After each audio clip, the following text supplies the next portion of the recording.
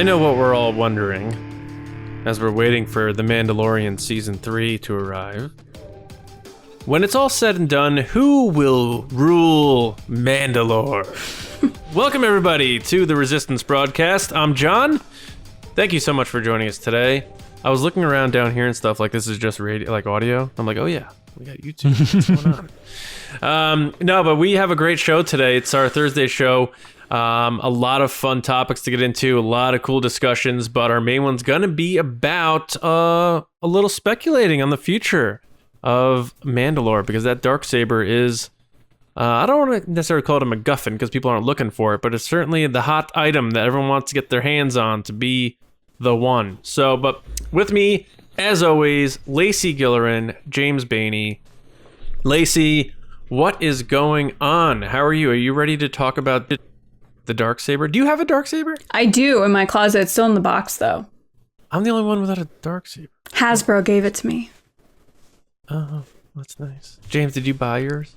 I did. I went to, I was like, I went to Target. Yeah, I went to Target and I looked at it a couple times and there was just one day where I was sitting there and I was like, why do I stare at this thing? It's like $20 or something. Or no, I guess it was like $30 or something. But I was like, I'm just going to buy it. And then, so I bought it. Have you guys ever seen The Labyrinth? Yes. With David Bowie? Mm-hmm. I don't think I have, actually. Oh, John, it's so good. You gotta watch it. I believe it's on Disney Plus. So you should watch it. It's so good. It's like one of my favorite childhood movies / Start it's with always Tron been my Legacy, favorite. though. Like what? He said start with Tron. Oh yeah, see Tron Legacy too. But well, you see Godfather, and I'll see Labyrinth. Labyrinth is so good. I have it in 4K. Like that's how much I like it. I have like the Steelbook version. I don't know if I could handle that much David Bowie. And I have like a vinyl record of David Bowie's songs from the movie. It's like I love Labyrinth. But anyway, there's a character where she goes to this like dump where there's like all this stuff, and the character has this big backpack of stuff.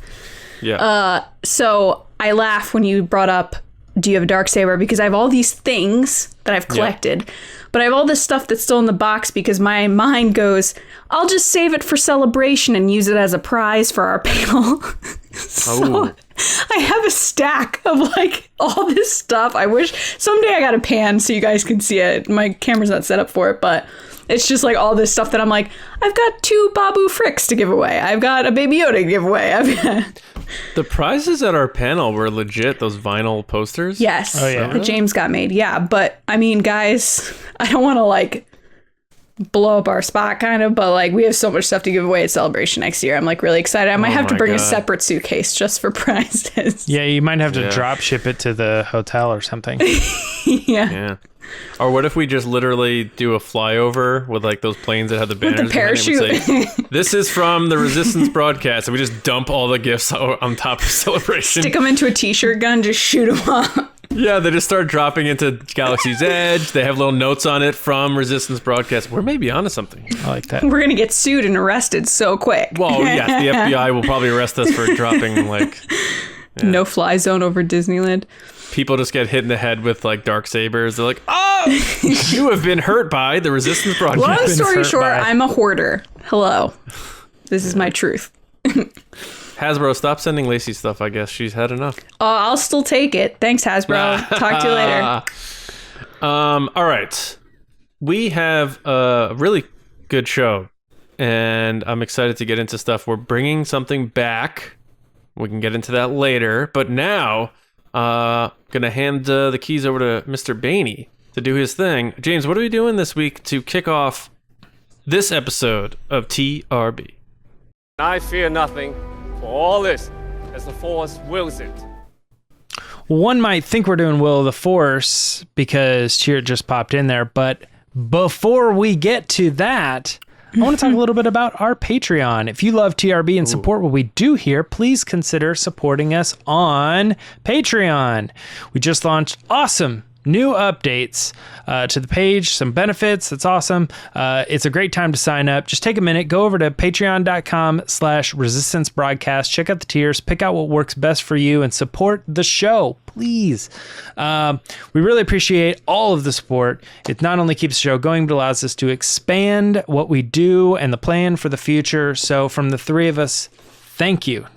John's on top of a ship right now, like on the crow's nest or I something. was looking to the Look into the future. All right, guys. like Jack Dawson. If you do happen to choose the $5 tier or anything above that, you can start submitting questions to this very segment on the show, Will of the Force. Let's get started with a couple of, well, actually, it's all Patreon this week. Let's do it. This one's coming from Resistance Officer General Christian Morales. Christian wanted to know, will Omega get a helmet or armor by the end of the Bad Batch series? Lacey, what do you think?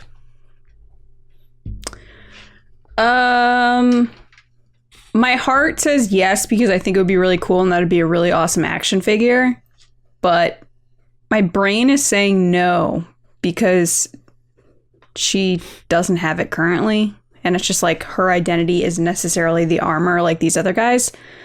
But now I'm leaning towards she will. You know what? I think she will, because I want to see it. So yes. Okay. All right. Thought John, that through what do you as I think? answered. What? It's interesting. I said I thought that through as I answered it. That's sometimes the best way, though. Yeah. Like coming up, like realizing, your thoughts. You're as you go. welcome, internet. But this is an interesting thing, because again, we're in that situation where we have a character that's predating a lot of existing content that they are not in. And I think one way you can solve that is by putting a helmet on that person and saying, that person there, that's that person. And we're going to expand on that later. I would not be shocked if they put Omega and made her like a Mandalorian or something like that, kind of like Boba Fett. And, we had a lot of fun, and I speculated pretty heavily on our episode with Ashi a couple weeks back now, or a while ago anyway, where I was kind of saying, what if Omega's the bad guy or the rival to Boba Fett in the book of Boba Fett? That'd be like this cool, that Star Wars family rivalry dynamic, and that's a wild speculation, probably not happening, but it gives me the idea, like, how could they move forward with Omega, who's obviously very young during this era before the time of the original trilogy? Where did she go? There's ideas that maybe she is force sensitive based on some of the things she has said and done and felt. She doesn't just vanish, and I make the joke about characters, they just went off to go run a deli somewhere. But, this is a character they're building up for a reason. They're not just going to build her up and then just say, that was it, that was fun. That's Omega, and that's it. So where does she go? And the question is, maybe he solved that by giving her armor and saying, like, in this other stuff we've seen, she popped up there. Like, we've seen them do that. We've seen them retcon characters and say, that's that person now, and that was that person. So I'm going to say they will. I too think that they will. And this question actually started me thinking about, how this would happen. Because I think Lacey's right on the toy thing. That's another reason, is I think you could sell the toy of her without the outfit, and then you could sell it with the outfit. But I think, and this is a little wild speculation here, I think that they could kill Hunter and she takes Hunter's helmet and repaints it or remakes it, and it's like her connection to him and how she keeps his legacy alive. That's kind of cool. Now, that being said, I could go buck wild with it and maybe say she takes more pieces of all of their armor and creates her own suit later or something like that. But I don't really know. That's hard to say because they're all like different sizes and stuff, so it's tricky. But I think theoretically, if she's able to craft it together, she could probably come up with something that would work and rebuild it for her. And that would be pretty neat. But I think more so than anything, the helmet would probably be the main, when you see it and somebody's like, Hunter, and she takes it off and it's Omega, you're like, whoa, there's all this story that follows behind it. Like, why does she have the helmet? Well, she was with him when, stuff happened and all this. So I definitely think this is a strong possibility, and I almost kind of want to see it happen now that I'm kind of writing it in my head a little bit. Let's move on to the next one here. This is another Patreon submission from Resistance Officer Commander Andrew Delure. Andrew recently joined us and wanted to ask this question. Up? Yeah. Do you think we'll see Chirrut Îmwe again? Yes, because we see him every week on Will of the Force. Now, John, this is going back to you. Do you think we're going to see Chirrut Îmwe anytime soon? I hope so. So I'm going to say yes, because I want to keep things positive. Andor is going to be a long series, a lot of hours and multiple seasons. There's no reason why he can't show up there. And, it's clear that Cassian knows of them because he tells Jyn who they are, the Guardians of the Wills. So he could very well have crossed paths with them before. That wouldn't be outlandish. And I think Donnie Yen really enjoyed playing the character. And, I've said this before I love Chirrut. Love him. One of my favorite parts of Rogue One. I would be completely at peace if we don't see him again. But if we see him again, I'd be very happy. So I'm going to say they will, and I think he would do it, so I'd love to see it. Yeah, it makes sense. Lacey, what do you think? Yeah, I agree with John. I think well, first of all, hello, Andrew. Welcome to the Resistance. Great question. I do also love Chirrut. I think he was great in Rogue One, one of my favorite parts. And I think that, like John said, they mentioned that they know who they are. So that's an easy way to have him be a part of Andor, even if it's only one episode, that you get to see him again and be like, oh my gosh, it's Chirrut, without going into like a deep backstory or anything. It could just be a part of the story, or he helps his group of people help him along the way so that he knows exactly who they are. And I think by adding that line, they've helped the case of bringing him back. So I'm going to say yes, because I would love to see it. Nice. Yeah, it's kind of one of those things too. Like, do you think we will see him again? There's no stipulation there in a comic, in a book, in live action. So I definitely think we'll see Chirrut at some point. They will revisit that character, that it will show up. The question being live action, though, I think that gets tricky. I think, John, you're probably the closest there in how they could have that character show up for a quick segment. They don't imply that they know each other, but I don't know. He definitely is well aware of the Guardians of the Wills, so I think that's a possibility, and maybe he doesn't show up, but people of his kind do and stuff like that. So I think that's likely. I'm gonna actually say, based on live action, no. I think it's possible, but I think it's more likely that they will just not bring him back, and that was our live action Chirrut. Kind of a bummer, but because I love the character. But all right, moving on to the next one here. Another Resistance officer. This is actually a spice runner. Kendall Gellner wanted to know, will we see a new Star Wars cereal or other food item anytime before the next live action movie comes out? So I'm assuming they're not going to make food labeled The Bad Batch. Nice. That's good, Kendall. I'm going to start with Lacey on this one. Do you think we're going to get any more food items before the release of the next movie? 100%. They can do really easy things like gummies and cereal bars and put them on yogurt. I think for Force Awakens and Last Jedi, they put Rey and Kylo on bags of salad. Like, Disney loves money and loves, synergy between brands and stuff. So I think once Book of Boba Fett comes out, you'll probably see some stuff. You'll definitely see things for Obi-Wan Kenobi because everybody knows who that is. I think the obvious thing with The Mandalorian was the second season, they had all these things come out. They still have them. There's fruit gummies in the store and stuff you can still get. You can still get the cereal. Because everybody knew who Grogu was. So I think once they have characters that everybody knows, you're going to see them everywhere. And it's an easy thing to do to throw them on a cereal box or any type of snack. Interesting. I mean, they sold out of those crazy expensive blue macaroon cookies that were like $50 at Williams-Sonoma. So, yes. Yeah. John, do you think we're going to see anything like this?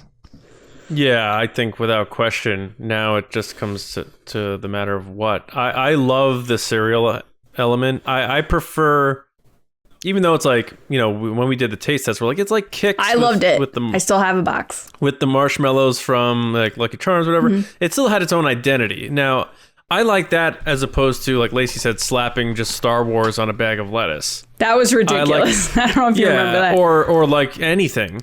Yeah, there it is. Like something like that. If it has its own identity, I like that because it's a collectible in a sense, and also like you can eat it and be like, oh, I remember that cereal. Like I remember when I was a kid, there was a Batman cereal for the 1989 movie, and I ate it, and to this day I remember what it tastes like, and I haven't eaten it since then. And I want that because that's another just part of being a Star Wars fan. Like, oh man, you remember that Mandalorian cereal? Like, so I hope they do something like that, Kendall. And just because of that, I think they will. And also just, it's an easy marketing thing, like Lacey said. So I think they will. And I hope it is a cereal or something that we can remember and not just be like, oh, that was Dole lettuce and they just put Star Wars on it. Give me something that I can experience and remember, and it's trapped in that period of time. I love that aspect of it, so I hope it's that. See, the one thing that I don't like about the cereal is that they don't have names. Like, it's not like Kylo's Crunch-tastic or something like that. Like, they always just put Star Wars on the cover. And like, side note, it's like, you know, it has to, like, I guess legally maybe say like what it is, like Corn Puffs with marshmallows flavoring or whatever. Right. Kind of thing. But I'm like, this doesn't have any personality like the to Loki it. cereal. Is that it was just out Lucky right now? Charms. Yeah. Yeah. I mean, the Baby Yoda one was just Baby Yoda on the cover, like not even like happy. I think it was just like this, and it just had the Mandalorian on it. And I was like, what is this? Like, this is absolutely zero effort towards making this. It just, when somebody comes in, they're like, oh, I have to buy cereal for this week. My kids are going to love it if I buy the like Baby Yoda Mandalorian cereal. So I will pick this up instead of, you know, the other stuff or whatever. You know, I just like the collector's item thing could be a lot cooler if you did like, if you had its own name and kind of like created some. I mean, how hard is it to come up with a logo and a clever little name, you know, for something like for a cereal? I agree with that. Yeah. But I definitely think you guys are right on the points. Like, will they do it again? Yeah, of course they're going to do it again. It's just a simple thing there. Bad Batch would be funny though. It just has Bad Batch and everybody's like, what is this cereal? It just says it's a Bad Batch? I don't understand. All right, last one. For the Bad Batch cereal, they should make all the expiration dates like past. Oh, yeah.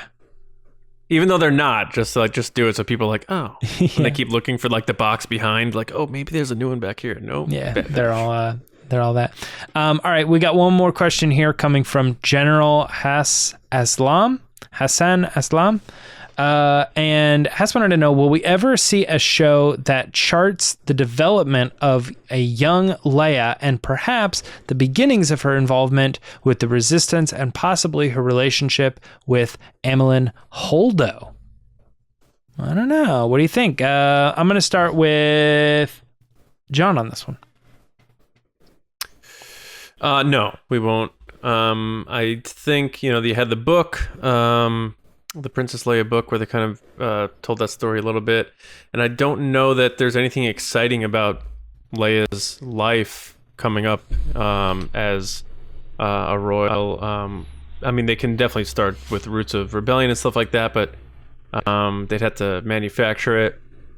I don't think she got really vested in until she was closer to the Leia we saw in A New Hope, so I don't know what that would consist of. Like, I can't imagine seeing a series, like a young Leia series. Like, I don't know what that would be. And I know people are always like, oh, Millie Bobby Brown should play young Leia. I think that time has passed. She's already like 18. She's like at the same age like Carrie Fisher was when she played her. I just don't, for some reason, I don't know what it is. Maybe I'm wrong. Maybe you guys have a better reason why, or you think they should, but I just don't think that's this will happen. The development of a young Leia and beginnings of her involvement. Yeah, I don't know.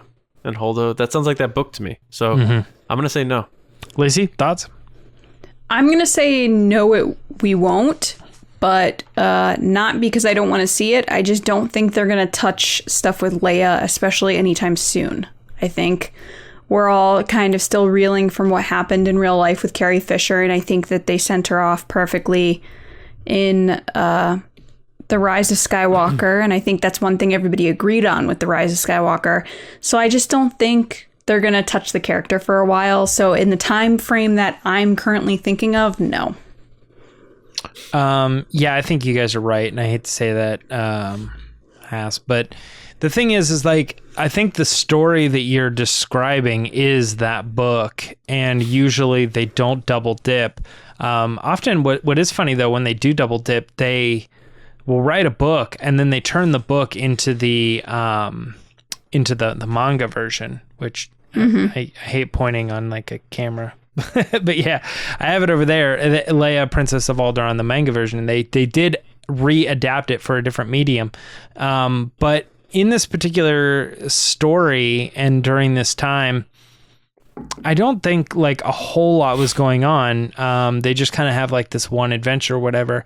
If in fact this does become a thing, I could see them do it as another novel that is a little bit more of an exploratory, like in her mind, because we have the E.K. Johnston books that are like the Queen's Shadow, Queen's Peril, and stuff like that. And as that rounds out its trilogy, I imagine they're going to be like, well, let's continue with this. Let's move from Padme, put you in Leia. Can you do, 3 books on Leia, the princess? Princess is something, maybe, I don't know. But if those books are actually successful, which they've done 3 of them, I would imagine that she's probably looking to move on to a different character. And Leia, the daughter of that character and being such a well-known character, seems the place. So if you're looking for this story, it might happen. They might actually do these, but I don't think they're going to do a TV series based on this time frame. So that's it. That's all of us. That's it for Will of the Force this week. John, we got a pretty crazy discussion. What are we talking about this week? All right. Our discussion this week: who will rule Mandalore in the end? Obi-Wan once thought as you do. So Din Djarin, current ruler of Mandalore for now. Technically, whether he wants to or not, Din Djarin is the ruler of Mandalore as the owner of the Darksaber. But things are likely about to get dicey as Bo-Katan looks almost obsessed with claiming what she believes is rightfully hers. There are others in the mix as well, of course. Moff Gideon obviously had it. What happened to the Children of the Watch? Are they interested? We didn't see them at all in Season 2. That could play in. Is the Mandalorian building to a Game of Thrones-esque battle for the ruler of Mandalore? So are there going to be all these different angles of people trying to go for that one thing and make it this giant battle over the legacy of that planet, that species, that way of life? So I just thought it'd be an interesting discussion to toss around because, while there's other shows being made, The Mandalorian set the bar, and it is going to be coming back to James's chagrin. Kidding. But I think this is an interesting thing because I think this is going to be a big factor, especially if whether or not Grogu comes back for Season 3 or when he comes back. I think this is going to be a bigger aspect of the plot moving forward because they introduced Bo-Katan for a reason. She looked really just obsessed with taking down Moff Gideon to get that and restore the rightful Mandalorian heading Mandalore. And Din has it, your main character. So I think it's going to create a lot of tension between all these characters who were working together in Season 2. So I think it could be a very provocative angle and a fresh angle heading into Season 3. So I thought that'd be a fun discussion to have. So I'm going to kick it off with that. I think we're going to see Bo-Katan almost turning heel a little bit and like Mad Queen sort of thing and get so obsessed with this Darksaber that she kind of loses her way of being a quote-unquote, hero or good person. So that's what I hope to see. I think that'd be an interesting turn for that character and add another villain to the mix in addition to Moff Gideon, shake things up a bit. So what do you guys think? What do you guys think about that? And do you want the ruler of Mandalore and this Darksaber to be a focal point going forward, or would you rather kind of be a side thing here? I'm going to let James go. You're going to let me go? I was waiting to hear what you had to say. I think that Din Djarin is going to be the title character. I think he's the one that is going to end up in the place that he should. But the interesting thing is that he currently is in that place. So how do you make it interesting? And I think my speculation is that he's going to lose it and realize what he had and how important it is to win it back. Kind of like like Thor or something like that. Like he lost his hammer and he has to become worthy of it again or something like that. I think that you could see him put in the position in season 3 and he's like, I'm not asking for this or whatever. And then he sees and somebody else comes along, beats him in battle, and he's like, well, good riddance or whatever. But then it's like, I don't know, like Scar or something like that. Like all of a sudden, as soon as he sees like what's going on and how bad it is, he's like, I can't let that stand. So he has to go and win it back. And that could be your season 4. I don't know. It is quite interesting, but I would love to see the Game of Thrones thing, but I think the time has passed for that. Because right. I think that had they wanted to do the Game of Thrones thing, you would have had to start with him coming in and having no interest in it and then moving, whatever. And there's all these different factions and somebody currently has it. The fact that we've kind of gone through this, Moff Gideon had it and stuff like, I don't know. I don't see that being the case. I think they're going to try to play a different story with this one. I don't know. All right, where are you at, Lacey? What do you think? So I don't think the Mandalorian Din Djarin is going to rule Mandalore in the end. I think it's going to be either Bo-Katan, or I would love to see Grogu be the ruler of Mandalore. Like, what a total twist if ultimately the child you meet in the beginning goes on this trip, becomes a Mandalorian, and then becomes the ruler of Mandalore. I do think in the end what's going to happen is I think the Mandalorian is going to die. And the only way to get the sword is to defeat someone in combat. So it's going to be don't say it. It's going to be a scenario where he's already dying and he's going to say it to either Bo-Katan or to Grogu like just stab me, finish the job, and then you get it anyway. Ooh, like I could see him doing that. Dark. If he's already dying though, like if he's already, there's nothing that can happen. Grogu just jumps on top of it like... Not even then, like, there's that very dramatic push and pull of, like, no, I can't do it. And he's like, you have to do this. Oh, man. That would be kind of, like, epically dramatic and sad. But, like, if it was me and I was Din, I would want it to be someone that I cared about rather than some random person that then took it from me. Please don't ever let that happen. Oh, my God. I'm going to cry now thinking about it. Jeez. Because what you were saying is very interesting. Like, say Bo-Katan goes on this, like, total heel turn and turns into this villain. She becomes so obsessive. Well, that'd be cool. Right. Like, but I'm saying, ultimately, what if this moment is the moment that then brings her back from that craziness of, like, people are getting hurt. People are dying. And then he ultimately, because she said she wouldn't take it from him. So what if it becomes a point that he's like, you have to take it or else it's going to go to whoever.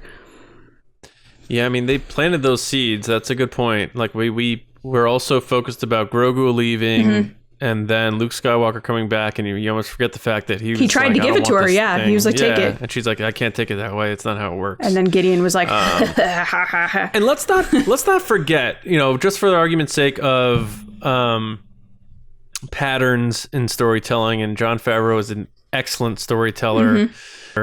We end season 1 with the debut of the Darksaber in the show, and it's the big reveal. He Moff Gideon cuts it, and then we end season 2 with this big thing where there's this moment where he wants to give it to her. So they're dangling it at the end of each of these seasons, and that's not by accident. So the question is, when do they then put their foot on the gas and say, like, now we're really going to pursue this? Right. Because this person had it, now he has it. Right. She's wanted it the whole time. So I'm not like, James, you're right. Maybe it is too late to do the full origins of everyone wanting it. But I think the seeds are already planted for showing all the people involved in the quest for this thing. So, and ironically, you have the guy who doesn't want it, who has it.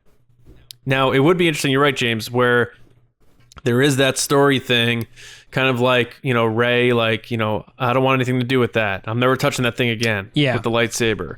He doesn't want it, but maybe it's the destiny thing, and it's like he's supposed to be the one. I like that.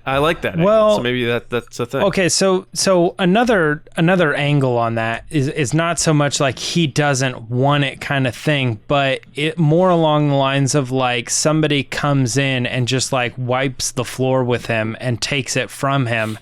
and he has like a kind of a mental thing where he's like Rocky all of a sudden, like he can't win anymore because he, you know, I don't know, like that person took it like I was defeated in battle and I'm no good and I'm not meant to be the ruler or something like that. And he's got to like figure it himself out and recognize what's going on with himself. Well, you have like Jon Snow in Game of Thrones, like his famous lines were like, I don't want it. I don't want the throne because I know what comes with it.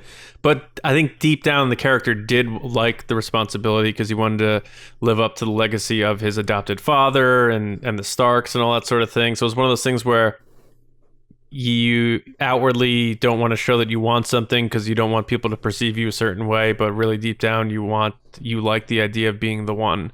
And maybe that's something that we see lit in Din Djarin a little bit there. Like, how much does he like the culture? You know, he was saved by them.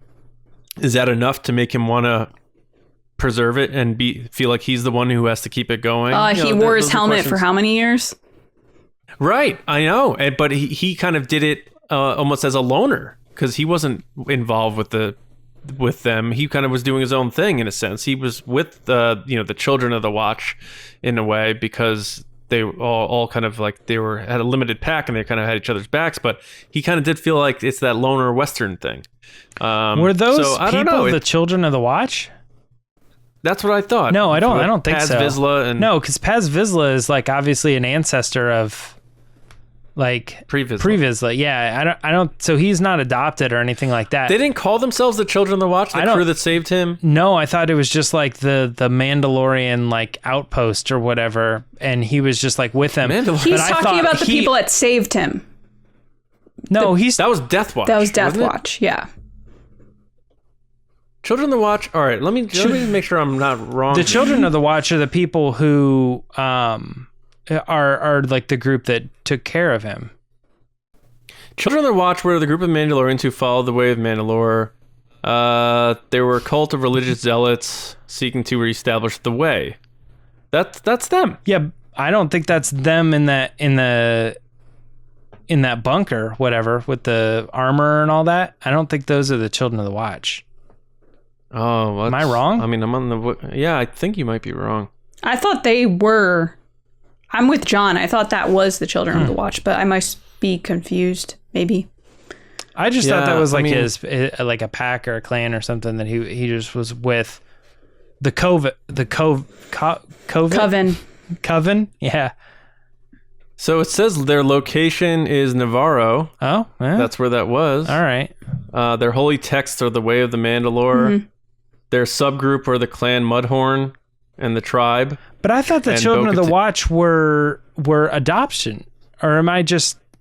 Children of the Watch is that group. It's some Mandalorians, then some people that were foundlings, but it's the people that are trying to bring back this kind of very zealot-like following of the Mandalorians. And then he meets Bo-Katan, who takes her helmet off and stuff, and she's like, oh. All right, and just to clarify, because I know people are like writing their comments, and as we're figuring this out, they're deleting their comments. I just got unfollowed by 6,000 people. The tribe were a part of the Children of the Watch, which are the tribe is led by the Armorer and Paz Vizsla, and so it's a tiered thing, and it is a little confusing, but yes, that is the Children of the Watch that are saying this is the way, and it's kind of like this weird. And Bo-Katan called them like basically religious nuts in a sense. So yeah, he is affiliated with them in the sense out of for the sake of protection, because they give us the vibe that there aren't as many Mandalorians around like there used to be. But then let's not forget, there's always been rumors of live action Sabine coming in, and is she going to want to get involved and like pursue the Darksaber? Right. Is it going to bleed into the Ahsoka series? There's a lot of ways they can go with it, but you have to think, because in The Mandalorian, they focused on it twice now to end each season, that we're going to get a decisive answer in that series. So if people just want to watch The Mandalorian, they're not reliant on having to watch other shows to figure out how that plays out. So I think no matter who it is, whether it's The Mandalorian, or like Leigh said, whether it's The Mandalorian, he dies and someone takes it over, or like James said, it is him, or whether it's Bo-Katan and she doesn't turn heel, or she does and she comes back, I think by the end of The Mandalorian, whether it's season 4, season 5, whatever it is, we're going to get our decisive decision on that, at least until they explore it in the future if they want to. Because, James, as I understand it, the planet itself is destroyed, right? It's like blown in half or something like that at this point in time? Yes. Yeah. It has like a big chunk taken out of it. I'm trying to look up the planet here. What if the big crossover event is the battle for Mandalore? Oh, that'd be very interesting. Concord Dawn. I actually didn't find it, but it popped into my head. Concord Dawn is the name of the planet, and it's like it's been destroyed, but people still live there somehow. I don't really know the science of that. Star Wars, baby. Yeah, it looks really cool. Yeah. Yeah. I mean, Lacey, that's interesting. What if that all this is idea. building up to that with Boba Fett and Bo-Katan and Ahsoka with Omega. Sabine? Yeah, you could throw Boba Fett into it because he considers himself a Mandalorian. Right. So what if all of this is building up to who will rule Mandalore? I mean, That'd be kind of look, interesting. we've talked about this probably a number of times, but the fact that the show is called The Mandalorian is like, you think of him as like, oh, he's a Mandalorian, but then you're starting to think now that he's got the Darksaber, you're like, oh, maybe he's the Mandalorian, right? Maybe that's why it's like, it'll start with this meaning and it'll end with this meaning.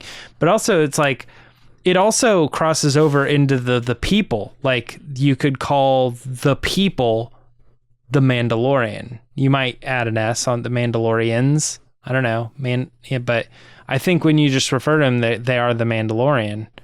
I have this weird feeling because the first episode of the series is called The Mandalorian.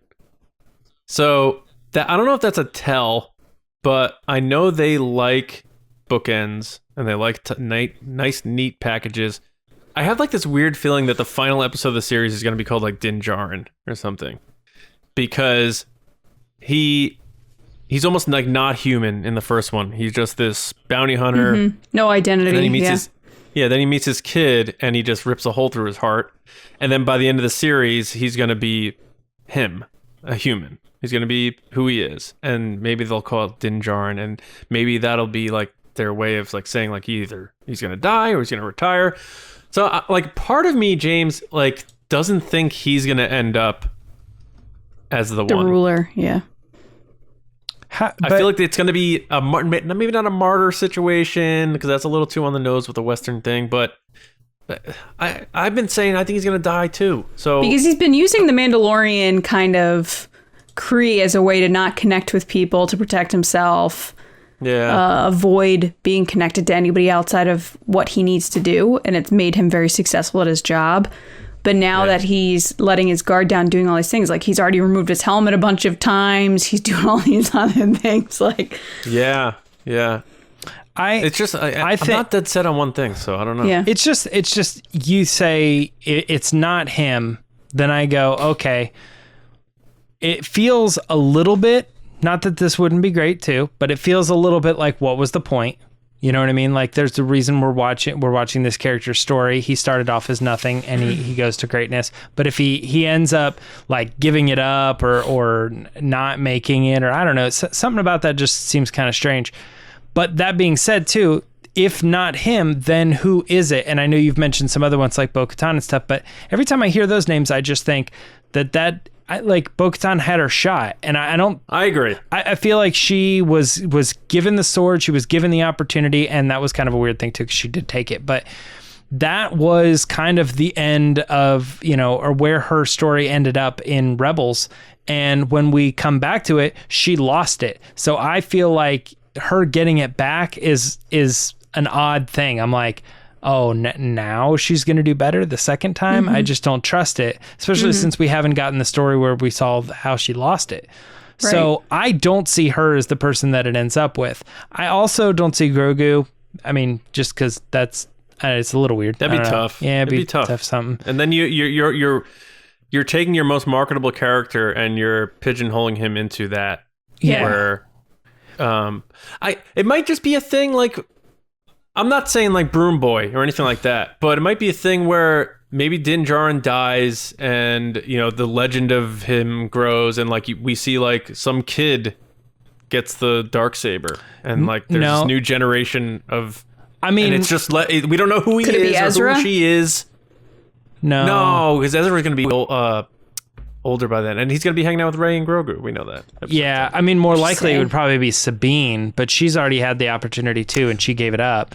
But just some unidentified kid. I think, like when you look at like who it could be, I think my number one pick based on that is Din Djarin. But then, but then after that, I look at everybody else and I go, I'm almost better with that option where you're like, it's a character we haven't met yet that's going to come in, and for whatever reason, like he's going to be this, I don't know, character that we're going to side with, him being the obvious predecessor or whatever. He's gonna take it over, and we're gonna feel good about successor. Remember, successor. Yeah, you're gonna have to feel good about it, or else the show doesn't end well.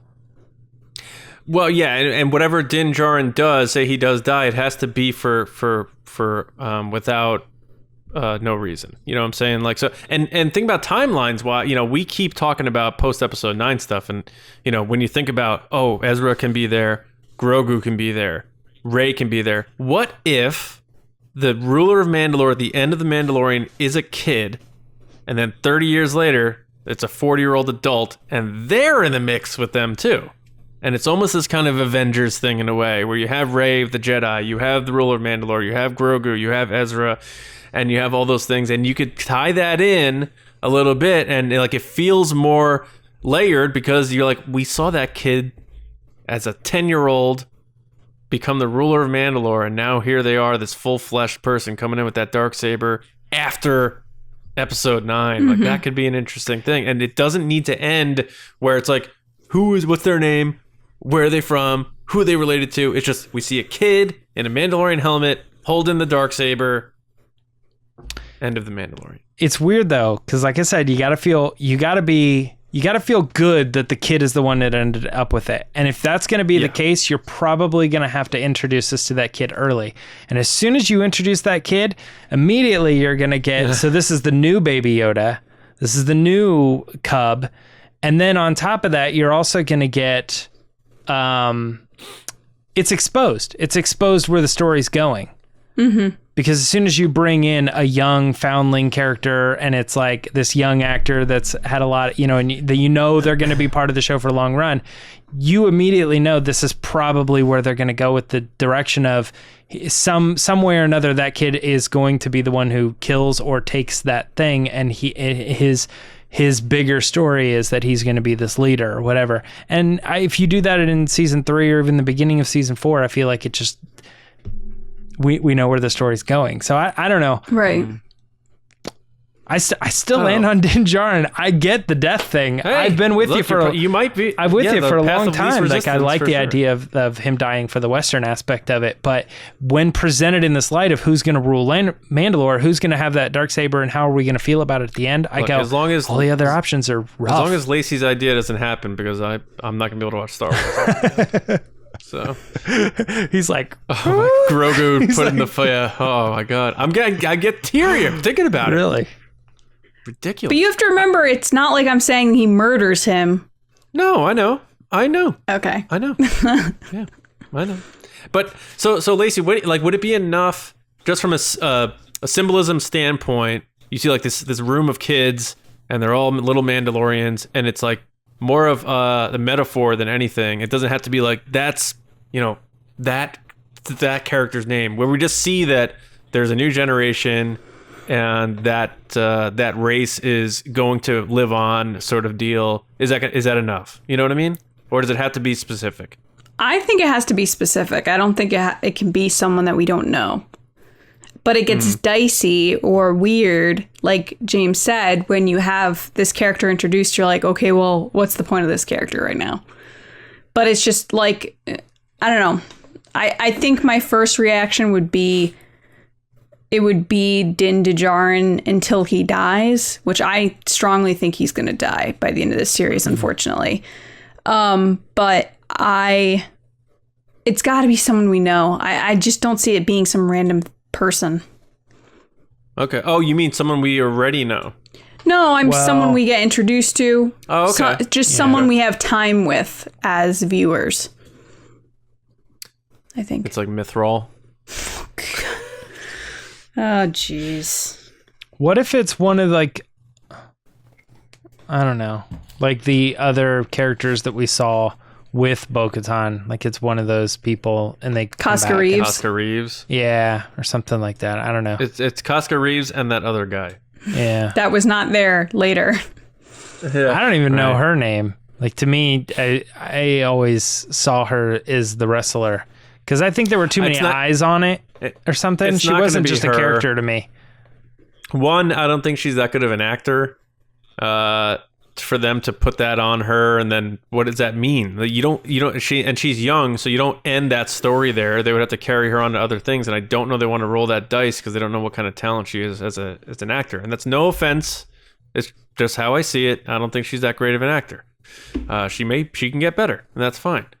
But I don't know that they'll go that way because that's a gamble in my opinion. I don't think it's Bo-Katan. I think Bo-Katan's gonna die because she's gonna become too obsessed or something with this thing. Hear me out. Yeah. We're at the end of the series. Okay. We've been going through these adventures. All of a sudden, Love it. an X-Wing comes in. Oh boy. He shoots Din Djarin and kills him. And then Trapper Wolf is the ruler of Mandalore.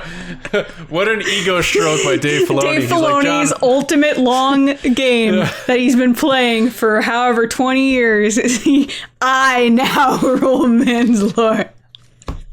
Okay. or it's Paul. Paul Sun Yun Lee. I love just Paul, rolls but in. Trapper's there you go. funnier because he's the one that's kind of orchestrated this whole thing. And now man. I rule him. No, it goes deeper than that because it's Filoni. Yeah. Because he's like clearly writing his own story. He's like, it all makes sense. It should be Trapper, and everybody's Favreau's like, like- no, it doesn't. Favreau's like, who did these rewrites? Yeah, The exactly. storyboard has like the red string that then connects to his own headshot of him and then like he's- like a cowboy hat. And then he's in the Ahsoka series, and he finally got his dream where he's like with Ahsoka in Star Wars. Filoni's Favreau's just like, what? Yeah. I got another possibility. Oh, God, that's funny. And I want you guys to give me your thoughts on it before we move on. What if it's nobody? What if at the end of the series he takes the Darksaber and he says there's too much power and control over this thing and he destroys it, or he Lord like of the Rings. Kylo Ren chucks it. Kylo Ren's it or something, and it's just gone, and that's it. It's like almost like the Darksaber has been this character from the beginning and is told over generations, but we're watching its death. Like he Like ends Lord of the Rings? He I just ends said that that. power. Oh, cycle. I didn't hear you. I'm sorry. Oh, if we start seeing him walking up to a volcano, like It he's is like, Mordor, actually. It's just... he's like, hey guys, we have 5 minutes left in the series. For some reason, I got to go to Mustafar. I'll be back. just yeets it in there. Yeah. Yeah, I don't know. Any thoughts on it? Do you think that's a possibility? Actually, I think that's really good. I think that'd be really, because then you could end it there and you don't have to worry about like tying Repercussions, yeah, bringing it back in and that sort of thing. I think that's actually good, really good. I think my Trapper Wolf theory is the theory. Yeah, that's the most realistic one we've heard so far. What if it's surprisingly fragile and he just like just breaks it? And then he breaks off pieces like Mean Girls, and he's like, "This one's for Bo-Katan because she always supported me." Oh my god, that's so that's so And funny. he's throwing it out, and everybody gets their like little piece of it. Yeah. Yeah. What does this mean anyway? Yeah. I think we've covered every angle, so I'm good. I think. Me too. I don't know where I stand, but I like the idea of him destroying it. Though, Now I need to make that gif of the Mean Girls breaking it. Just the helmet. Do it now before someone else does. All right, so yeah, you guys good? You have anything else you want to add before we move on? Not right Nah. now. 5 I'm the minutes ruler after. of Yeah, Mandalore. Yeah. Yeah, well, you both have Darksabers. I don't. So And I have a helmet. There you go. I am the you ruler go. of Mandalore. There you go. Why'd we even have the discussion? I don't know. understand. All right. So let us know in the comments what you think about our takes. Do you have a different one that we haven't explored? I feel like we touched on almost every possibility, but maybe not. So if you're on social media, you want to maybe quote tweet the episode, let us know what your thoughts are, or just tell people, like, check out this discussion, because I actually thought this was a pretty good one. I went in not knowing what I was going to think, and I came out now with all these different ideas that we kind of threw around. So it's very cool. Has me very excited about the future of that story, and hopefully it did for all of you out there too. So thanks for listening and watching, but we're not done just yet, because we're bringing it back. It is our next segment, and I'm gonna have Lacey bring us through. Guys, it's time for Resistance Transmissions. John, are you gonna do it? You're gonna do it. No, I'm not gonna do that. You do that. People like it when you do it. Go ahead. It's back, baby. Oh, come on. Give the people what they want. I can't always. You gotta have them like wanting more. Okay.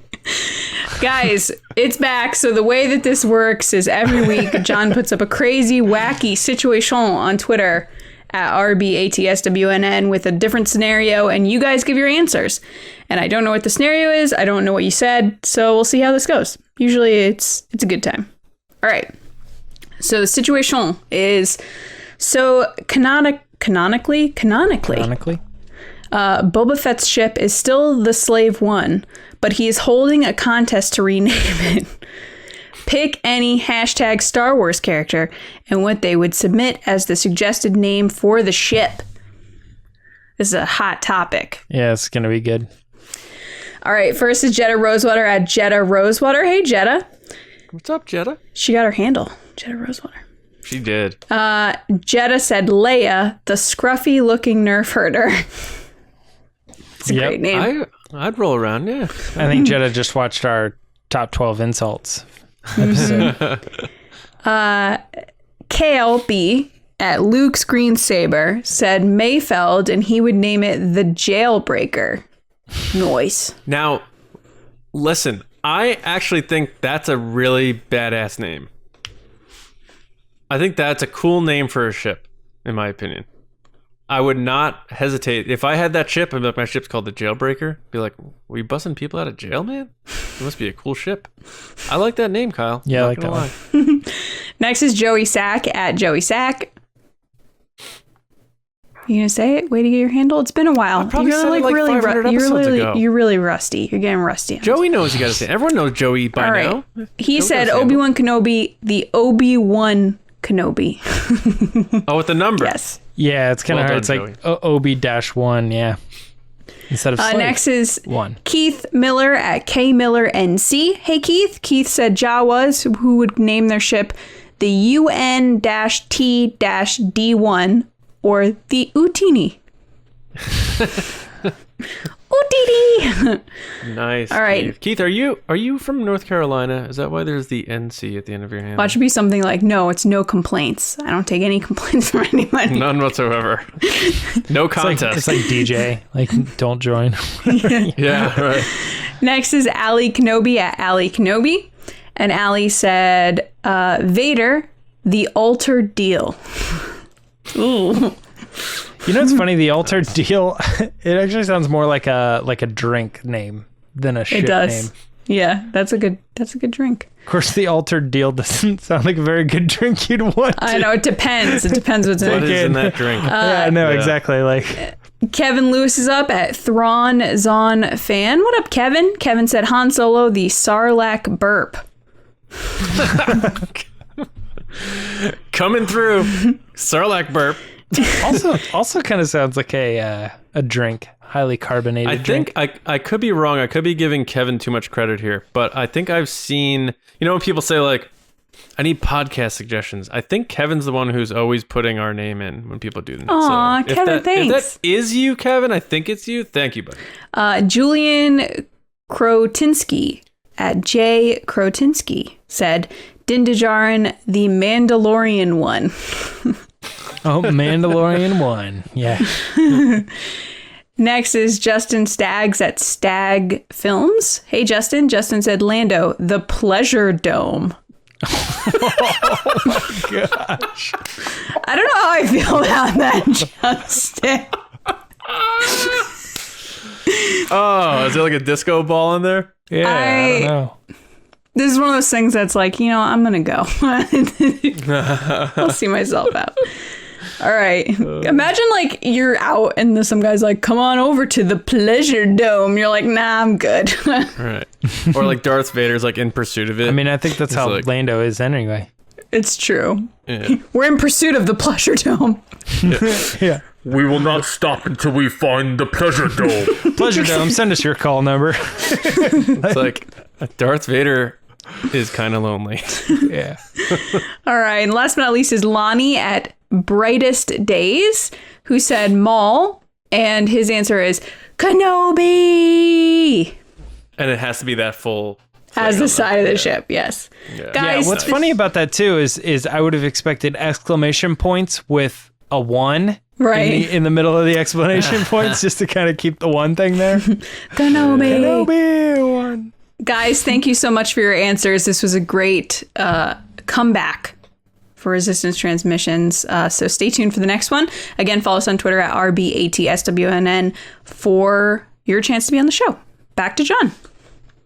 All right. Yeah. Thank you so much for everyone who stopped by the base today, for listening, watching, however you take in the podcast. Most importantly, make sure you do subscribe to the show. I know most of you already do, but it lets you know when we post shows, and we rarely take breaks, and we almost hit you with 2 episodes pretty much every week. But also spread the word. That's how we grow around here. So if you have a friend, relative, someone you saw recently over the holiday at a barbecue that likes Star Wars, let them know about the Resistance broadcast. We really appreciate that, because you tell someone, then they tell someone, and that's how the base grows. And we love our community, so we want people to know about us. That's right. It kind of is, yeah. The Office, where he's like, it sounds like he's like, no, and he takes the marker and he's yeah. But more importantly, James said it at the top, Patreon support is huge, so we do want to give a special shout out to our generals and our spice runners. And I want to say a special shout out to Carmelo, Andrew Staley, Jeremy Myers, John Reese, Jetta Rosewater, Paul Olson, Jake Houchins, Oliver Lewis, Frank Ronde, Hass Islam, Joe Ritchie, Darth Hurricane, Timothy Hill, John Charlton, Nick Kratz, Christian Morales, and Val Trichkoff, and the spice runners David Probus, Neil Shaw, Double C Chris, Kendall Gellner, Ryan Wara, Dave Hornack, and Micah Harrison. Hey. Thank you all so much for all of your support. We appreciate it so, so much. And all of our patrons, you have no idea what your support does for us. It does a great deal. We have big plans for the future. So again, patreon.com/resistance broadcast if you want to support us. Make sure you're going to StarWarsNewsNet.com every day for all of your Star Wars news, reviews, editorials, information, and more. And you can find me on Twitter at Johnny Hoey, StarWarsNewsNet.com, and my movie podcast, Just Like the Movies, available on most major podcast apps. Lacey? People can find me on Twitter and Instagram at Lacey Gillerin. And James Baney. Twitter and Instagram at Meyer Trunks, and as always on the Bad Batch reaction show. If you guys watch it, come and check out the reaction. Right on. All right. So thank you again to everybody. We hope you enjoy your weekends, and we'll see you next time right here on the Resistance broadcast. See you around, kids.